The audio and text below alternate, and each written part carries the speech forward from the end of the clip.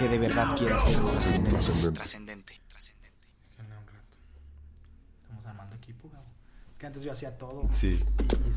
Y estaba Sí. Trascendente. Es un podcast donde conoceremos grandes historias.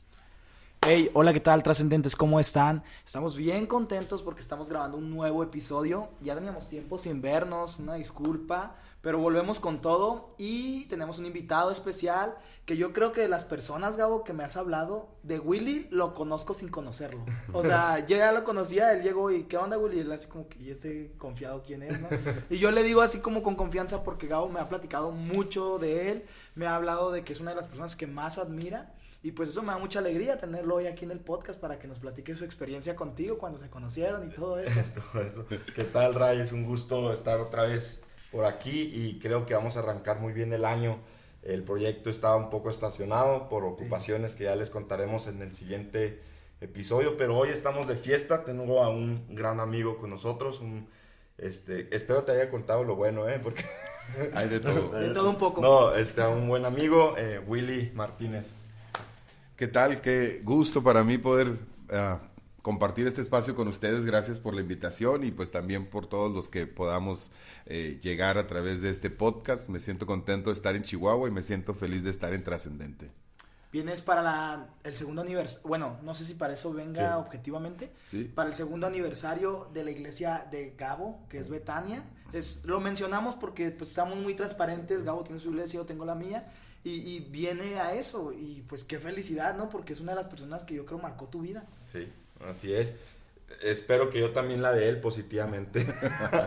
No, pues vamos a estar platicando un poco, Willy, de tu trayectoria en el ministerio, creo que la trayectoria que tienes en el tiempo, tienes una voz autorizada para hablar sobre el ministerio y nos gustaría comenzar para que la audiencia sepa quién eres, pues que te presentes brevemente y de ahí partimos con las preguntas. Sí, pues nada más aclarar que efectivamente estamos aquí en la ciudad de Chihuahua para participar del segundo aniversario de la iglesia Betania, iglesia que está fundando mi amigo Gabriel Quiñones y que con mucha alegría estamos aquí para formar parte de esa fiesta. Y bueno, como ya se infirió aquí en los primeros comentarios, hace años que conozco al pastor Gabriel, desde antes que fuera pastor, y yo creo que desde antes que fueras cristiano. Eso es bastante bueno, Digo, no vamos a entrar a detalles, pero literalmente vivió conmigo,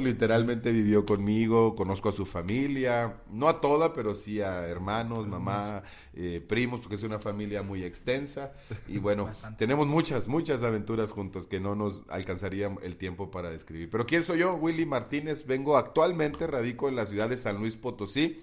En el mes de marzo voy a cumplir 3 años que me moví del estado de Baja California al centro del país junto con mi esposa, mi hija, y ya nació nuestro segundo hijo ahí en San Luis Potosí. Estamos colaborando en el pastoreo de una iglesia que se llama Comunidad Cristiana El Calvario de las Asambleas de Dios, una iglesia hermosa, y bueno, a grandes rasgos es lo que estamos haciendo actualmente, ¿no? Pero ya pues tenemos algún tiempo. Yo cuando me presentaba con algunos dentro de la iglesia, pues yo decía, yo nací de nuevo en el año 2001. Como quiera pensar en el año 2000, segundo milenio, todavía suena reciente, pero ya hacemos cuentas, ya pasaron que 22 años, 23 años, pues ya me hice viejo en este tema, ¿verdad?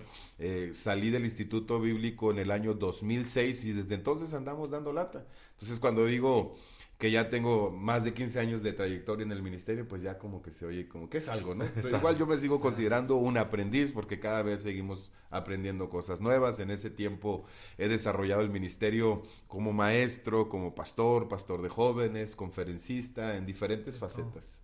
Sí. Claro, como todos los pastores, ¿no? Sí. Tenemos que hacer de todo. A veces a mí todo. me ven ahí en la música, a veces atrás de pantallas, de donde sea, pero ahí estamos sirviendo. Y me da mucha alegría, Willy, porque yo escuché una leyenda. No sé si quieran entrar de golpe a eso. Pero A ver. Gabo vivía no sé si en Tijuana o Baja California. En Ensenada. En Ensenada, y luego tu mamá estaba en una casa hogar Sí. sirviendo. Y ahí llega Willy como encargado de jóvenes. Ahí es donde yo bueno, ahí Yo empieza- llegué. Tú llegaste. Llegamos en el mismo año, meses desfasados. Ok, y ahí es donde Willy entra a tu vida, ¿sí? Sí. Eso es importante mencionar para que vean el contexto de la relación de Gabo y Willy, pero para que vean cómo influenció de manera positiva. Gabo y yo jugamos mucho ajedrez, esto es algo muy externo, mucho, o sea, literal, si nos vemos es para jugar ajedrez, ¿verdad? Ajedrez. Eso es algo que está de ley en nuestra amistad. Y él me dijo, ¿sabes quién me enseñó? O bueno, con quién practicaba mucho y que tiene una capacidad bien diferente. Y Gabo me da consejos porque la realidad es que Gabo es mejor que yo en el ajedrez. Y él dice, el que me daba mucho... Bueno, ¿tú le enseñaste algo Yo así? le enseñé. Él me enseñó a mí. Y dice que se clavó tanto Willy que de repente ya Willy te ganaba, tiene No, el y ajedrez. ya fácil. Y ya más. Ahorita ya no tanto. Pero ahí entra, y esto habla mucho de tu capacidad de aprendizaje. A lo que voy es con eso, ¿no? Sí. Yo creo que eso es algo que no se encuentra en cualquier lugar. Y yo creo que te metiste tanto que dijiste, le tengo que ganar a Gabo. Pero eso mismo lo has llevado a cabo en tu vida cristiana. Porque hasta donde yo sé, eres una persona que lee mucho, tienes mucha capacidad retórica. Entonces, todas esas características a mí me encantan, porque no es fácil. Ahorita escuchaba un podcast de Franco Escamilla, si eres cristiano, no lo escuches. No es de él exactamente, es de él con Creativo, pero él decía, él empieza a hablar de muchos que él admira, ¿no? Como de estandoperos, y él dice, lo que me encanta de este estandopero es que cada momento él sabe lo que va a hacer, lo practica, lo idealiza. Y yo creo que Willy es algo así, porque hasta donde yo sé, lo escuché una vez predicar en Monte de los Olivos, y yo lo vi y lo empecé a analizar, y dije, no sé si a veces se rascaba como con, así como, nomás medio comezón, porque a veces pasa eso y nosotros, por algo hice ese movimiento en la cabeza, ¿no? Pero desde ahí me di cuenta que era un gran predicador, y yo creo que es una de las áreas que tiene muy fuertes, ¿no? En su predicación, o ¿cuáles más considerarías, Gabo, tú que lo conoces? Oye, no, hablando de lo del ajedrez, nomás para comentar que Willy se mete en un tema y lo desglosa, pues yo juego ajedrez y ya, y Willy me empezó a decir, esta persona ganó el campeonato en tal año, se empezó a saber nombres, fechas y todo, y hasta me daba coraje haberle enseñado. Te clavaste con Bobby Fischer, ¿no? De seguro. Pero sí, a mí me gustaría, antes de entrar al tema de lleno, que Willy nos platicara un poco de su conversión. Willy fue ateo. Gracias a Dios. Gracias, fue ateo, y desde ahí traía la disciplina, puedo decir, de la lectura, ¿no, Willy? ¿Cómo fue esa etapa? Sí, bueno, por si ya no volvemos a este punto de la plática, quiero decir que Gabo era un excelente maestro de ajedrez. La verdad, todavía me acuerdo de algunos consejos que me daba, que hasta la fecha sigo aplicando. Uno es, no hagas un movimiento al aire. Si vas a hacer un movimiento, que sea para tratar de hacer el mayor daño posible. Y creo que es uno de los mejores consejos que he recibido en la vida aplicado en el ajedrez. No trato de hacer el mayor daño posible, pero digo, al enemigo, cada movimiento debe tener una razón de ser. Y mi personalidad tiende a ser obsesiva, entonces trato de cernir muy bien mis pasiones en las cosas que me apasionan, porque si algo me gusta, tengo que ir detrás de la huella, ¿sí? Como descubrí que me gustaba el ajedrez, no sabía que me gustaba hasta que me enseñó y lo disfruté, quise aprender más. En diferentes temas de la vida, ¿verdad? Y a veces incluso he tenido que renunciar a ciertas aficiones porque pues tengo el tiempo limitado, la energía limitada. Por ejemplo, me gustaba mucho el fútbol en una etapa de mi vida, sabía datos, estadísticas, campeonatos, todo eso. Dije, no puedo seguir acumulando conocimiento que no me va a, pues no me va a redituar en otra cosa, ¿no? Las artes marciales mixtas. Las artes marciales mixtas. No, bueno, pudiéramos ir. El atletismo, cuando empecé a correr, todo ese tipo de cosas. Descubrí una pasión y iba detrás de la huella.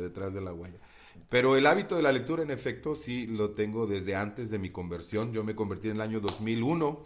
La segunda vez que puse un pie en una iglesia cristiana, esa vez yo me convertí, aunque debo decir que por procesos de la vida, que no hay tiempo aquí de hablar de ellos, ya venía abierto a la noción de un poder superior, de la existencia de Dios. Me había movido del ateísmo al agnosticismo. Al agnosticismo, ¿sí? Y bueno, algo sucedió en esa primera reunión que fue a lo mejor el empujoncito que necesitaba para ya mi conversión. Pero sí, desde mi adolescencia temprana y mi adolescencia y mi juventud temprana, empecé a congeniar y luego a militar un poco en el ateísmo. Ahora entiendo que hay diferentes clases de ateísmos teóricos, algunos por cuestiones de la vida, que la vida misma te plantea la dificultad de la existencia de un Dios bueno cuando has atravesado por tantas situaciones. Lo mío era una mezcla de las dos. Había vivido una infancia difícil, de tal forma que en mi adolescencia me empecé a cuestionar esta idea, ¿no? De la existencia de un Dios bueno y cuidador y todo eso. De tal manera que pronto me topé, no sé cómo, con lecturas de Friedrich Nietzsche u otros ateos famosos que me empezaron a adoctrinar a través de sus lecturas, ¿verdad? Esa no creencia se apoderó de mí en mis 15, 16, 17, acumulado con malas amistades y malas prácticas, pues estuvieron a punto de desbarrancar mi vida. Fue entonces cuando llegó pues la apertura al evangelio y toda la conversión, ¿no? Yo a veces soy un poco renuente a contar todo mi testimonio, cómo llegué, pero tengo que ser transparente. Lo cuento cuando creo que puede abonar a algo.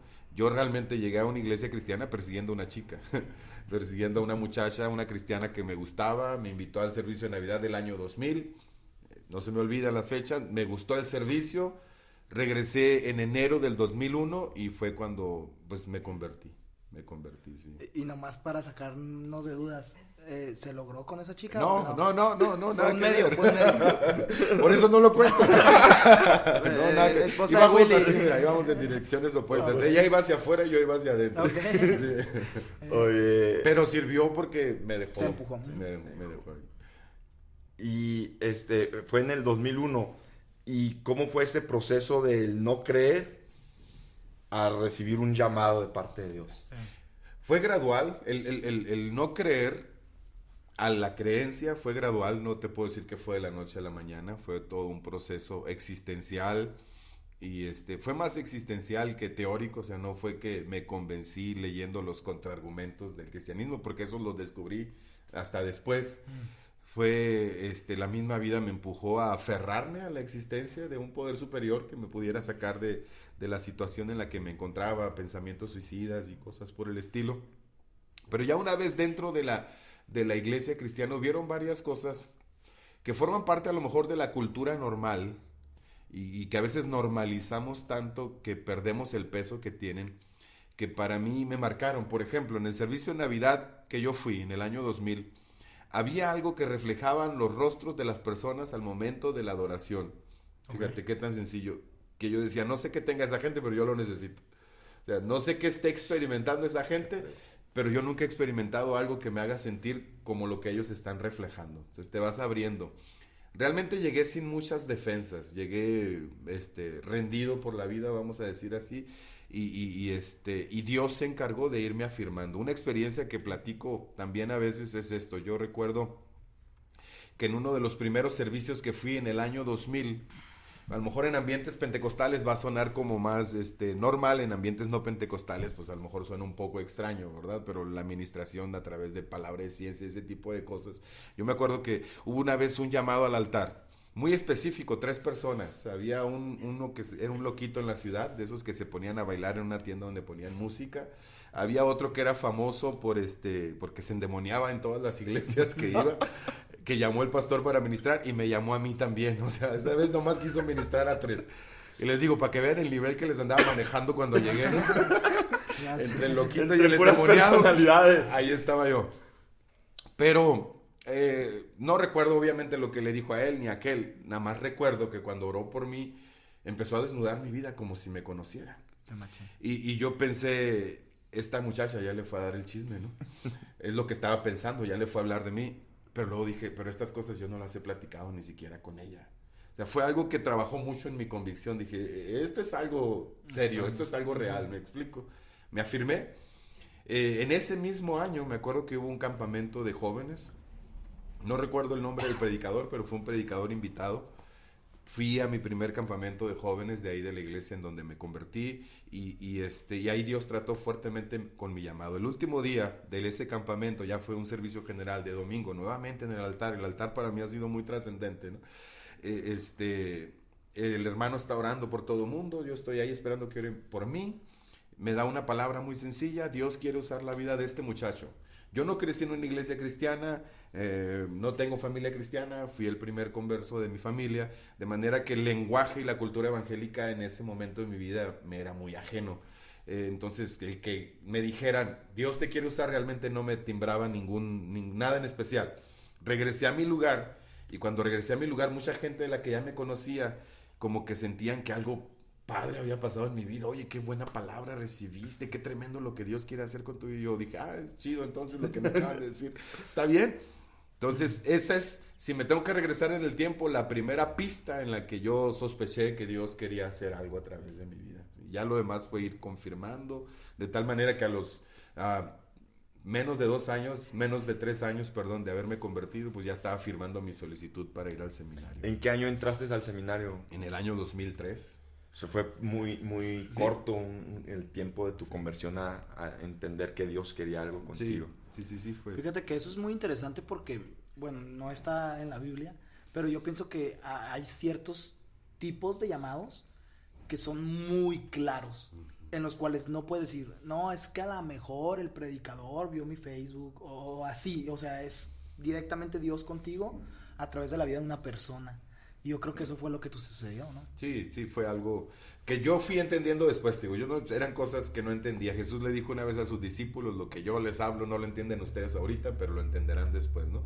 Entonces ha sido mi historia en muchos sentidos. Cuando volteo en retrospectiva, dije, aquí fue el momento en que Dios me enganchó, y fue el momento en que Dios me fue dirigiendo. Ese mismo año, por ejemplo, yo me quería bautizar en agua, porque en la Semana Santa del 2001 iba a haber bautismos en agua en mi iglesia, me quise alistar, pero me pararon el ímpetu, ¿no? Me dijeron, no, tú tienes que ser discipulado. Me mandaron a las clases básicas, me bauticé hasta el año siguiente, 2002. Y en ese año también fue un año de mucho trato.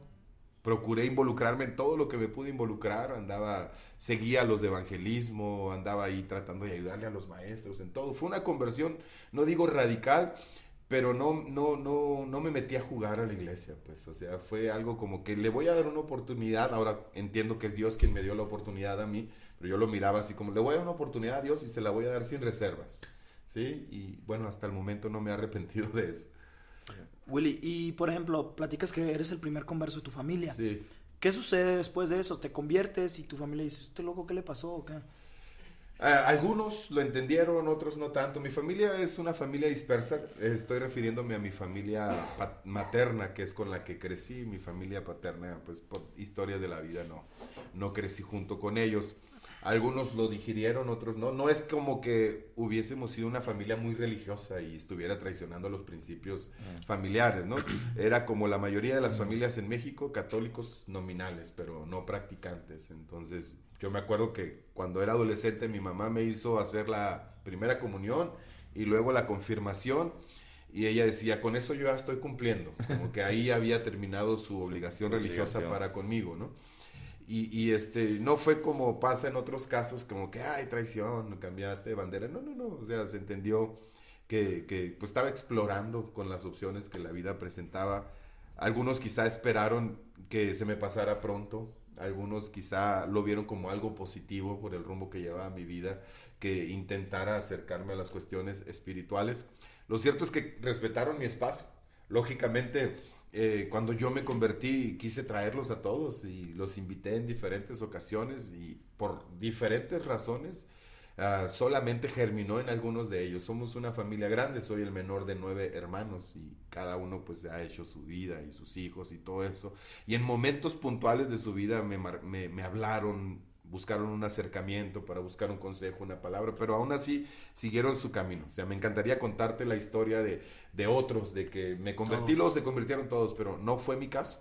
En algún tiempo luché con la culpa, pensé que había hecho algo mal, pensé que se debía a algo que no hice, pero dije, bueno, en su momento pues compartí la palabra, di buen testimonio, o sea, no he vivido una vida doble, entiendo que cada quien tiene sus tiempos y que a fin de cuentas Dios respeta el derecho a decidir de cada quien, ¿no? Y bueno, te conviertes, tienes un llamado, vas al instituto, graduando del instituto, que fue el año que nos conocimos, 2006, llegué a la casa hogar unos meses después que tú. ¿Cuál fue tu formación ministerial o con qué te topaste? Porque es otro mundo, el deseo de servir a Dios después del instituto con la realidad. Claro. ¿Cuál fue los primeros choques que tuviste, Willy, y qué consideras que fueron tu proceso que Dios de formación para tu vida ministerial? No sé si se va haciendo uno, no, cínico no es la palabra, pero vas abriendo los ojos a la realidad real. a la gente que crece dentro de la iglesia, a lo mejor no le cuesta, o más bien le cuesta un poco trabajo entender que los que no venimos de un trasfondo evangélico pensamos que todo es perfecto alrededor de la iglesia evangélica. O sea, que la gente está a un nivel inferior a los ángeles, pero muy por debajo. Pero cuando vas abriendo los ojos a las realidades que ahora entiendes, somos humanos, que reflejan nuestra humanidad y que estamos pues tratando de luchar por ser mejores y ves errores y todo ese tipo de cosas, pues vas abriendo los ojos a la realidad real.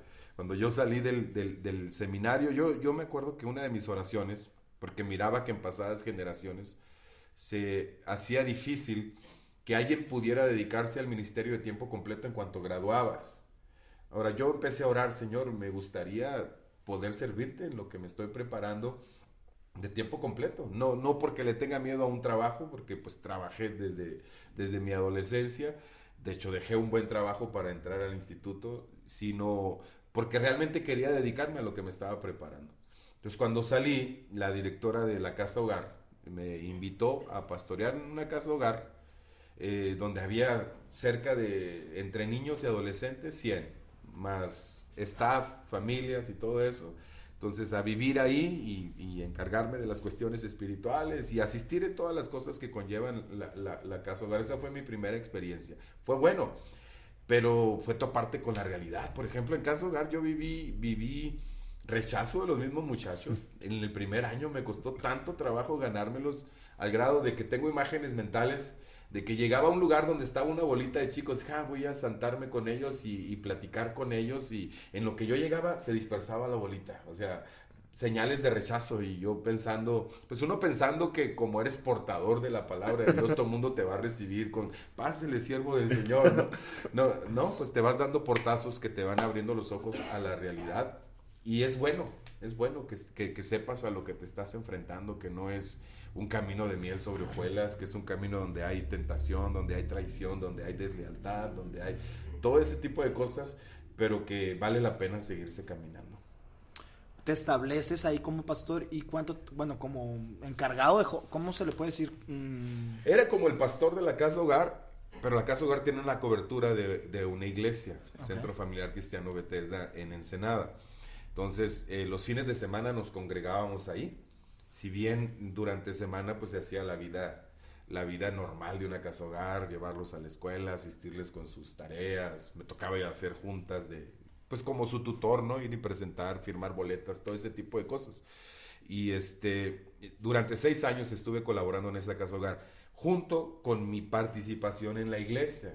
Al siguiente año, 2007, ya me invitan a formar parte del liderazgo formal de la iglesia, entro al rol de predicadores. En el 2007 también empiezo a dar clases de instituto bíblico y ya al final pues ya estaba encargado de la escuela bíblica que teníamos ahí. Pero ahí ya se empezaron a abrir más oportunidades, de tal forma que pude pues dedicarme de tiempo completo al ministerio, básicamente desde que gradué. Al mismo tiempo, 2007, 2008, empiezan a llegar las primeras invitaciones locales a predicar. Bueno, en el 2007 fue la primera vez que alguien pagó un avión para que yo fuera a predicar a un evento en Monterrey, y poco a poco se fue desengranando esta otra faceta como conferencista.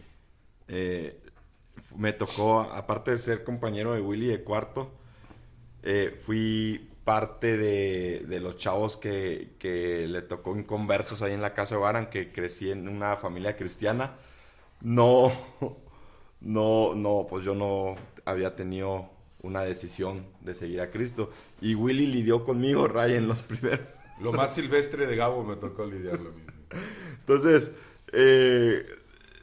tuvimos una buena amistad, pero dentro de lo que ahorita que dices que se abrió la etapa de predicador, me acuerdo mucho cuando yo comencé a acompañarte a algunos viajes. ¿Te acuerdas? Era mi escudero. Era tu escudero, pero creo que muchas veces te metí más en un aprieto que en una bendición. Me acuerdo en la ocasión que ibas a predicar en Tijuana, en una campaña como de 3 días. Y yo estaba en la prepa y me dijiste, acompáñame. Y dije, la escuela y todo. El viernes saliendo de la escuela te vas. y me llegas todo allá, tú no te preocupes, tú llega y todo este rollo. Me acuerdo que yo me lancé sin dinero. Me fui hasta de ray con unos misioneros que estaban ahí en la casa hogar. Aproveché que iban para Tijuana. Y yo dije, pues Willy me dijo que fuera. Ok. Listé mis cosas. Y me fui. Y llegué a Tijuana, me dicen los misioneros, llegamos hasta aquí, ya tú de aquí te vas. Me dejaron en una zona. Yo no traía ni dinero ni cómo hablarle a Willy para decirle, ya llegué, traía su número en una tarjeta anotada. Y me acuerdo que los americanos me dicen, para que te compres algo. Y me dan como, no sé si $5 o $10.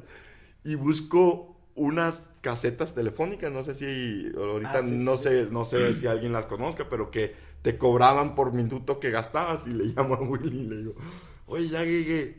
Ok, ¿dónde estás? No sé, le digo, estoy en una caseta y busca una calle. ¿Y cómo la vas a hacer? No sé, pues tú dime a dónde me voy o qué hago. Bueno, vete a una plaza Monarca, por ahí puedo pasar a tal hora y de ahí nos vamos al evento. Ok. Colgué, pagué, me quedó justo para el taxi de ahí a la plaza Monarca. Para no hacerte cuento largo, Willy, en esa ocasión, pues la iglesia no fue tan considerada. No le pagaron las comidas, no le dieron una ofrenda. No solamente Willy tuvo que pagar sus viáticos, sino mis viáticos. Y yo le dije, no, disculpa. No, pues ya no te agüites, yo te dije que te vinieras, pero yo veía la cara de Willy de agüitado. ¿Pagaste doble? Doble, pagué doble por andar con escudero. Ya sé. Pero así me tocó acompañarlo varias veces. Wow. Yo veo el ministerio de Willy actualmente muy bendecido, en muchas formas, con una agenda apretada, pero no fue de la noche a la mañana. Claro, hay cosas detrás. Él creo que tiene una carrera donde puertas se le han abierto por gracia de Dios, pero también un precio que pagó o que sigue pagando. Y eso a veces no lo vemos. Okay. Yo quisiera, Willy, que nos contaras un poco de eso, de cómo, porque yo creo que todos llegan a un momento de frustración donde ven que las puertas no se abren. Sí. Pero también hay otra etapa cuando las puertas se abren, cómo lidiar con eso. Sí, claro. Cuéntanos esa transición de cuando yo era tu escudero chafa que te producía más peso que alivianar la carga. Y cómo Dios te fue abriendo puertas. Ahorita recuérdenme esta frase. Todo de repente de Dios viene precedido de un proceso. Ningún de repente de Dios sucede de repente. Pero regreso poquito a esa etapa. Una anécdota chistosa con Gabriel es acerca de su nombre. Él se llama Gabriel Isaí, por si no sabían. Pero cuando nos lo presentaron, a mí me pareció escuchar que se llamaba Abisaí. Vivió conmigo literalmente en el departamento y durante una semana yo siempre le decía Abisaí y él me hacía caso. Él me obedecía, Abisaí esto, Abisaí el otro, y durante una semana él fue Abisaí hasta que se sinceró conmigo para decirme que su nombre no era Abisaí. Pero llegaste tú y me hablaste. ¿Por qué no me habías dicho que no te llamas Abisaí? Y yo, ¿por qué? Pues me están diciendo que Gabriel. Y yo decía, ¿cuál Gabo? ¿Cuál Gabo? ¿De qué Gabo me hablas? Yo te veía muy contento diciéndome Abisaí para no matarte la cura. Para que veas el grado de escudero que era, estaba dispuesto a que le cambiaras el nombre. A que le cambiara el nombre. Pero sí, me acompañaste en varias ocasiones, sobre todo ahí en Baja California, y pues fueron los inicios, sí, cuando recuerdo. Yo no lo veo tanto como un precio a pagar, sino como experiencia que vas adquiriendo, ¿no? Experiencia que vas adquiriendo, pero es verdad que son experiencias que te forjan, que te ponen los pies sobre la tierra, porque a veces las expectativas cuando uno va empezando no son reales. En el 2007, yo te decía, se me abrió la puerta para que yo fuera a predicar a una iglesia muy reconocida en Monterrey. Y muchos decían, no, hombre, empezaste por la puerta grande. Y pensaba, si esto es como voy empezando, pues olvídate, ¿no? O sea, de aquí al estrellato. Pero ese tipo de experiencias me asentaban demasiado sobre los pies sobre la tierra. Y todo hay detrás un proceso. Es más importante que uno aprenda a vivir los procesos de parte de Dios de formación, porque si sucedieran muchas de las cosas que van a suceder en determinado momento, pero tú no eres todavía la persona que Dios quiere que seas, no lo vas a poder sostener, porque así como es gratificante, el ministerio también abre ciertas tentaciones que no conoces cuando eres anónimo, pues, y no lo digo como si tuviera cierto grado de fama, pero cuando estás sirviendo solamente en el anonimato.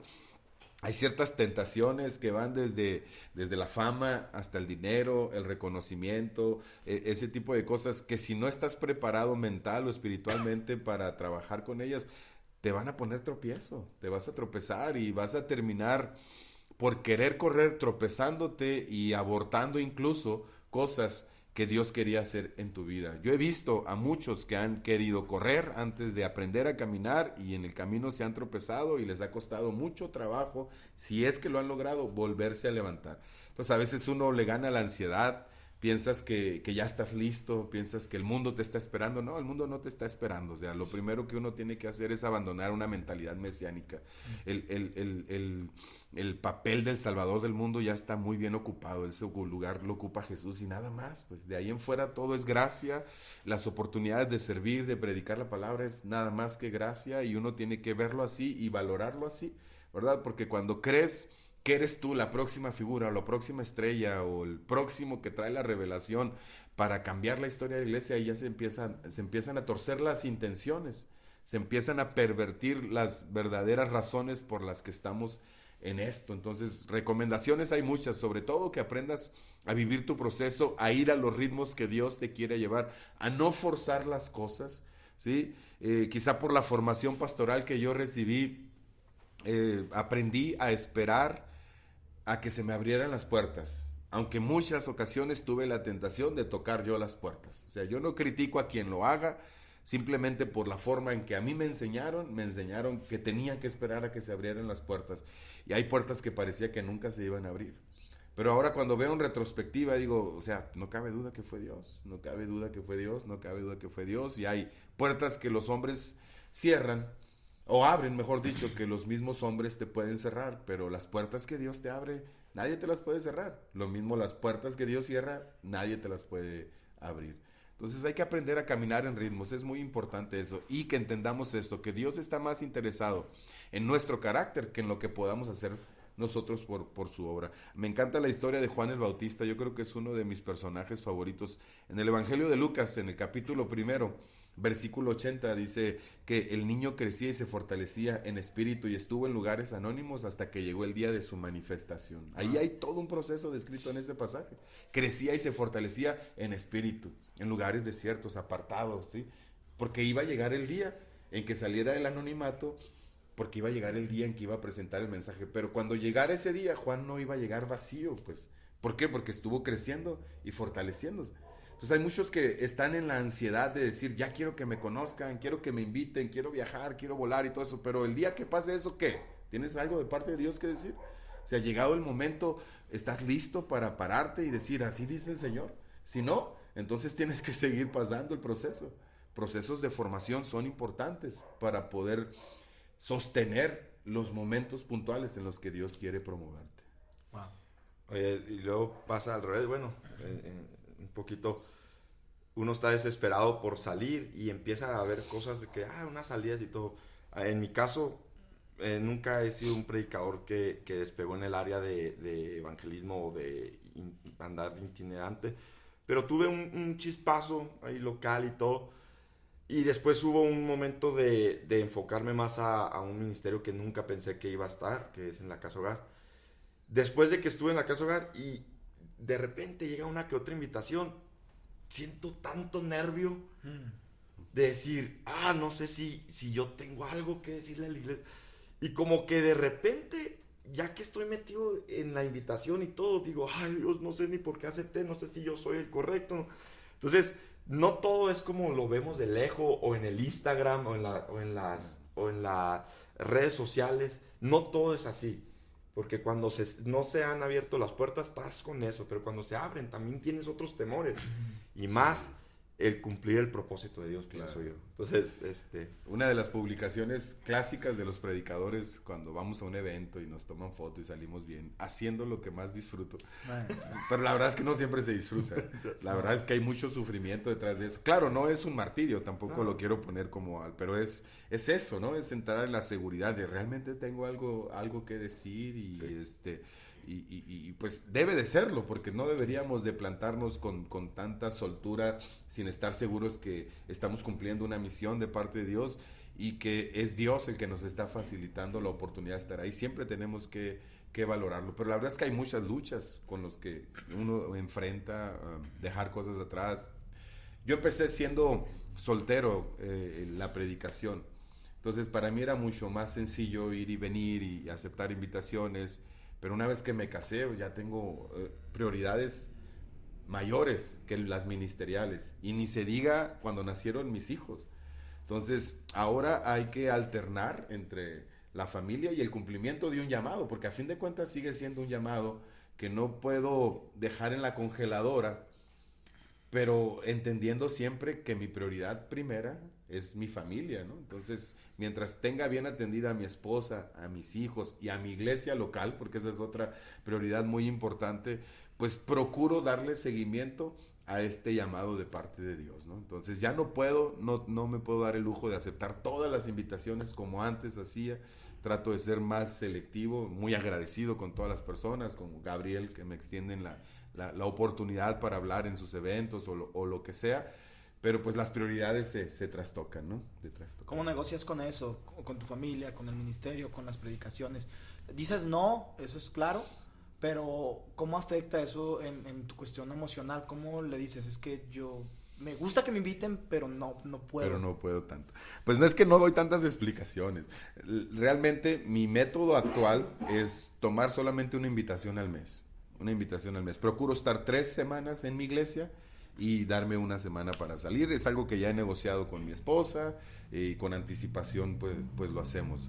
12 entonces al año, más o menos. Sí, 12 al año, efectivamente. A veces poquito más o a veces poquito menos, dependiendo, hay algunas alteraciones.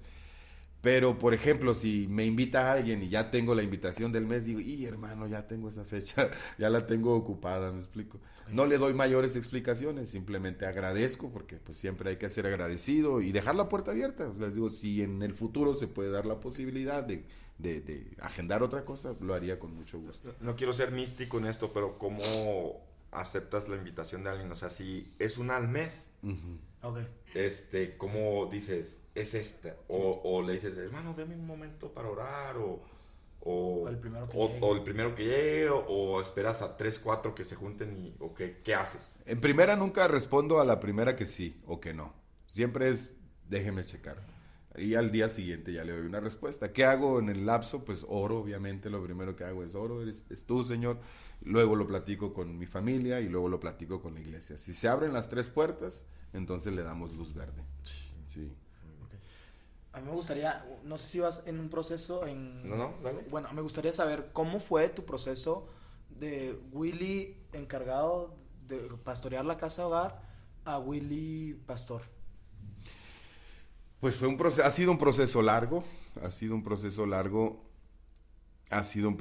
de aprendizaje, porque pues no solo era nuevo en el evangelio, sino que además era muy joven, y ha sido un proceso también de desaprendizaje, ¿no? Porque en el camino hay cosas que tienes que ir dejando que no son funcionales. Además, aunque la casa hogar llegó a ser como una mini congregación, es muy diferente pastorear adolescentes, jóvenes o niños dentro de un contexto de casa hogar que pastorear una iglesia. Puedo hacer perdón, sí, no te quiero robar la idea, nomás creo que Dios te curtió con las ovejas que te dio, que eran chivos más que ovejas para que no te... Bueno, yo no lo quería decir así, pero Gabo era parte de esos chivos, sí. Por ejemplo. Dios lo curtió, así que ya cualquier hermano que llegue a la congregación, ¿qué me va a enseñar usted?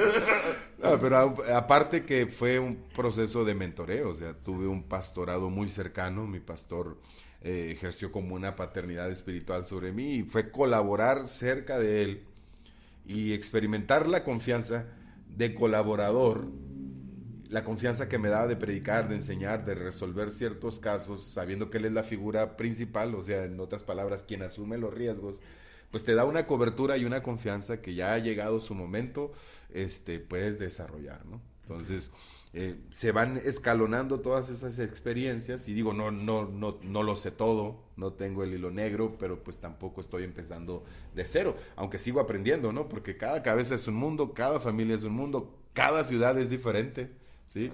Entonces, seguimos aprendiendo, desde luego que sí. Aunque siento que Dios me fue preparando. Sí. Dios me fue preparando, definitivamente. Sí. Pero ¿Cómo entras, a la iglesia donde estás?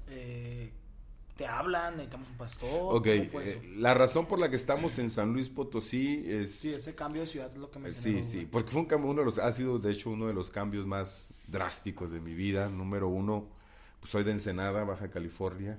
Ahí nací, ahí está mi familia, ahí nací de nuevo, ahí está mi iglesia, ahí están mis amigos. Me casé y los primeros 4 años de mi vida ahí estuve con mi esposa, ahí nació mi primer hija. Y mi esposa era muy feliz en Ensenada, le encantaba Ensenada, aunque ella no era de Ensenada. Ya me la llevé de San Luis Potosí para allá. Pero se atraviesa la pandemia 2020 y mi suegro, que era pastor en San Luis Potosí, fue una de las primeras víctimas del COVID, ¿no? Entonces, la iglesia no queda sin pastor, eligen a mi suegra como pastora. Y mi suegra, después de que estuvimos por allá platicando, nos extiende la invitación para colaborar con el pastoreo de la iglesia. No fue una invitación que aceptamos de inmediato porque quisimos orarlo, quisimos platicarlo, quisimos consultarlo con personas importantes, en este caso con nuestros pastores. Fue un proceso de meses. O sea, mi suegro fallece en septiembre del 2020.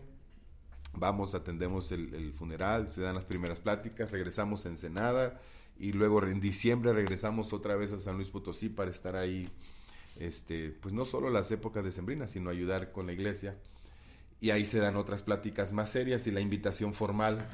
Entonces regresamos a Ensenada en enero y lo platicamos con nuestros pastores y ya Dios había preparado el terreno en el corazón de nuestros pastores, de tal forma que sentimos que era la dirección y la voluntad de parte de Dios, que en nuestro contexto eclesiástico no solo es cambiar de ciudad, cambiar de iglesia, sino también cambiar de distrito, ¿no? Con todas las implicaciones que eso conlleva, pero pues vimos la mano de Dios cómo nos fue guiando hasta llegar allá. Me imagino que no fue fácil en la cuestión también eclesial, porque, pues bueno, la gente se acostumbra a un pastor. Claro. El cambio es difícil. ¿Hay otra gente que quería entrarle? ¿Cómo fue eso? La transición dentro de la tragedia fue sencilla porque como pareja pastoral mis suegros fueron muy amados por la iglesia. Mi suegro hizo un gran trabajo y evidentemente dejó huella en la iglesia, ¿no? Ese gran trabajo que él hizo, de tal manera que pues la transición hacia mi suegra como pastora pues fue natural. Sin embargo, como es una iglesia numerosa y es una iglesia con diferentes complejidades, pues sí requería el auxilio. No éramos unos completos extraños para la iglesia, porque para empezar, mi esposa salió de ahí. Y número 2, pues en diferentes etapas íbamos de visita, ya había predicado, ya había enseñado ahí. La gente me relacionaba como el yerno del pastor, aunque sabían que yo estaba acá.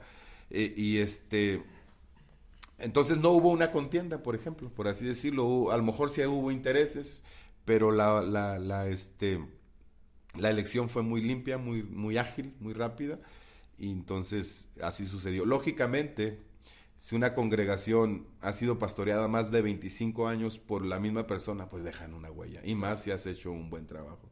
Lógicamente, hasta el día de hoy hay personas que le extrañan, ¿no? Entonces yo tenía todo eso en mente, en claro, sabiendo no voy a ocupar el lugar de nadie, o sea, yo soy yo, no voy a hacer la versión 2.0 de nadie más, y esperar con paciencia que poco a poco a las familias de la iglesia les fuera cayendo ese 20, porque a fin de cuentas es un luto eclesial el que tienen que vivir y cada persona vive el proceso de duelo, de luto de manera diferente, ¿sí? Y hasta la fecha todavía se está resintiendo. Igual, yo pienso, Willy, que los cambios que se hacen no solamente es para la persona implicada y la familia como tú directamente, para la iglesia que te recibe, sino para la iglesia que te deja. Claro. Fuiste una figura muy querida, muy amada en la iglesia Bethesda, donde eras una pieza importante en el liderazgo, en la confianza del pastor.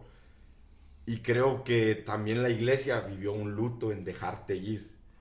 Pero cuando Dios tiene un propósito, las piezas se van acomodando. O sea, la iglesia tú has vuelto y te ven con admiración y todo. Ya no con el deseo de que estés ahí porque te ven avanzar.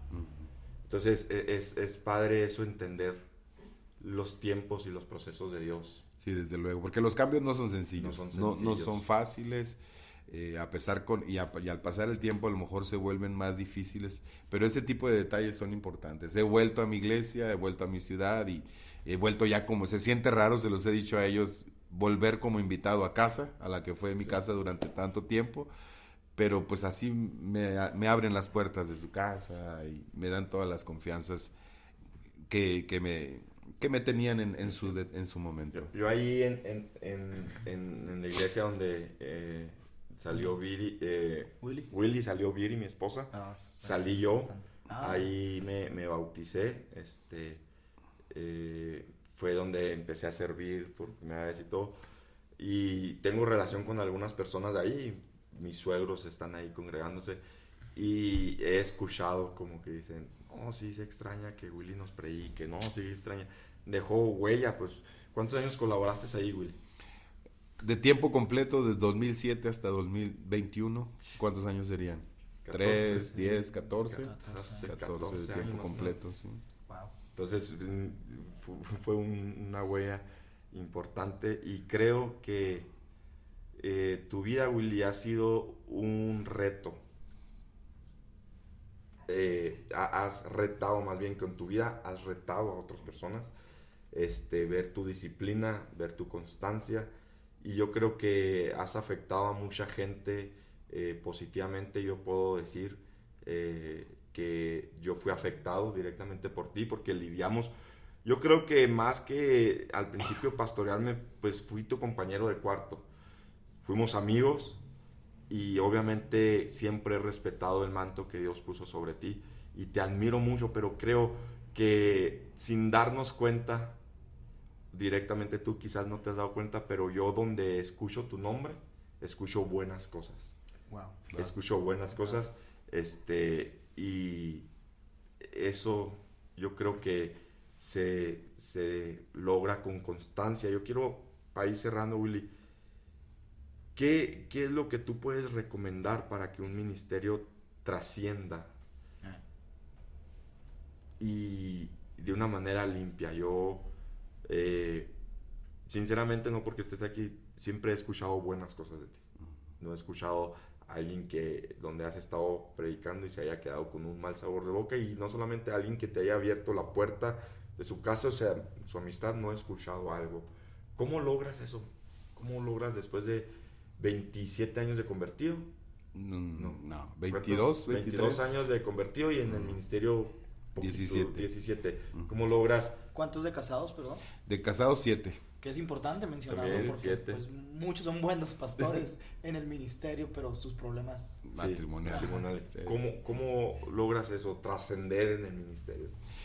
Híjole, pues más que escuchando te digo que gracias a Dios por eso, ¿no? Obviamente ninguna carrera es perfecta, ¿no? Tengo mis bemoles como todo mundo y he tenido mis errores, pero ha sido más la gracia, como dice Pablo, ha sido mucho más la gracia de Dios. Ha sido completamente la gracia de Dios, desde luego.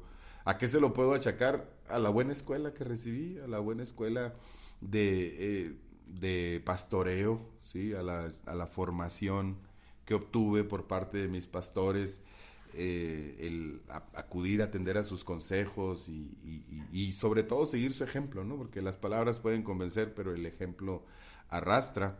Y tú mencionaste una palabra que para mí es fundamental, la constancia. O sea, tienes que prepararte para entregar un día sí y al otro también. Entonces, el éxito lo vas alcanzando con base a la constancia. No se va construyendo de la noche a la mañana. Lo que se construye de la noche a la mañana probablemente también se destruye de la noche a la mañana. Entonces, esa parte, el ser perseverante, ser paciente, ser constante. Y para mí hay un elemento muy importante que cada que puedo resaltarlo, lo resalto, es la oración, la vida de oración, que esa es la escuela que me han formado, ¿no? O sea, cuando yo hago un recuento en retrospectiva de las cosas que Dios me ha permitido vivir, digo, yo me acuerdo cuando le pedí eso a Dios. Yo me acuerdo que yo le pedí eso a Dios. Yo le acuerdo que le pedí eso a Dios. Entonces puedo ver mi vida hacia atrás, digo, han sido oración contestada, tras oración contestada, tras oración contestada, tras oración contestada. Entonces en todo es Dios, en todo ha sido Dios, ¿no? Y ya la huella que queda después se la adjudico completamente a Dios. ¿Qué es lo que recomiendo a esto? Que sean constantes, sean perseverantes, pero sobre todo sean personas del espíritu, pues personas de Dios que tengan una vida de espiritual viva y activa para que se refleje en todo lo que hagamos. ¿Cómo es tu vida espiritual? Te lo digo porque el podcast, aunque aparentemente lo escucha mucha gente creyente, también lo escucha mucha gente que no es creyente. Claro. Incluso este podcast, ahora que fui a Denver, allá lo escucha gente que trabajaba conmigo en mi trabajo común y me dice, oye, ¿por qué no has hecho podcast? Y ya le dije, vamos a volver, ahora que vuelvo voy a hacer, lo voy a escuchar. Y ellos tienen a veces ese tipo de dudas de cómo, yo no sé nada de eso, o sea, yo soy una persona que trabaja en su vida normal, ¿cómo puedo vivir una vida espiritual? Claro. Bueno, mi vida espiritual es hasta cierto sencilla, hasta cierto punto sencilla, son las bases, ¿no? Me levanto temprano, oro, le doy gracias a Dios, luego me ejercito. Por 7 años u 8 adquirí el hábito de caminar y correr. Y aunque muchos lo ven como desligado, para mí todavía formaba parte de mi devocional, porque gran parte del trayecto yo voy orando, voy platicando, voy escuchando algo, Biblia o algo que me retroalimente espiritualmente. Leo un devocional diario, sin embargo no es en la mañana cuando hago mi lectura profunda de la Biblia, eso es durante el día. Sí, pero mi vida espiritual se puede encerrar en las bases de lo que enseña la espiritualidad cristiana. Es oración, es lectura de la palabra, practico el ayuno intermitente todos los días, o bueno, no todos los días, a lo mejor 5 días de la semana, y ya forma parte de la vida espiritual. Hago énfasis en esto porque a veces hay temas que uno no considera tan espirituales, pero lo son. ¿Sí? La manera en que estamos integrados nosotros como espíritu, alma y cuerpo hace que lo que le afecta a tu alma le afecta a tu cuerpo, lo que le afecta a tu cuerpo le afecta a tu alma y a tu espíritu. Entonces, cuando logras conjugar de forma holística prácticas o hábitos que te dan salud, te van a dar salud en todas las áreas de tu vida. Entonces yo no trato de desligar lo espiritual de lo físico, para mí forman parte de una misma cosa, y entonces procuro llenarme de hábitos que me abonen algo saludable en estas áreas de mi vida y combinarlos en una base diaria, ¿no? En una base diaria, sí. Pero es fundamental, lógicamente. Bueno, pues eso es un gran ejemplo y creo que de ahí viene todo, ¿no? A veces se nos olvida y queremos como normalizar la vida de un creyente y decimos, no importa que no ores tanto, Dios te sigue amando, no importa, pero sí es bien necesario. Claro, las bases son fundamentales. Yo me acuerdo de un comercial de Michael Jordan en mis tiempos, cuando todavía jugaba Michael Jordan, no de los documentales. Creo que era de Gatorade, donde empieza hablándote de sus errores. ¿Cuántos tiros fallaba al día para poder encestar el tiro correcto, ¿no? Y el anuncio estaba encaminado a fortalecer las bases, o sea, hacía 3,000 intentos de tiros libres al día para que a la hora del juego pues salieran los tiros importantes, clavando. O sea, no todos son highlights en la vida, o sea, son las bases, y si las bases están firmes, te van a permitir sostener un crecimiento futuro. Sí, muchos pueden crecer de la noche a la mañana, pero si la base es endeble, se va a trastabillar todo.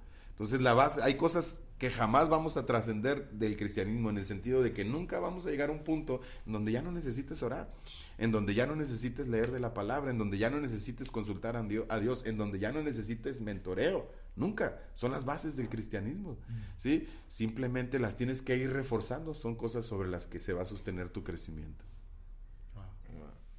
Pues yo creo que aquí el tiempo pasó pronto. Sí.